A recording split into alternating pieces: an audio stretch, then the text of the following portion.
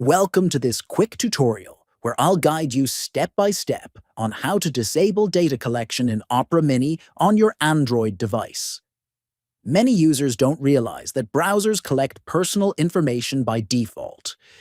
In this video, we'll explore how you can easily turn off those settings and protect your privacy. First, open the Opera Mini app on your Android device. Tap the Opera logo located at the bottom right corner of the screen. Next, tap on the Settings icon from the menu that appears.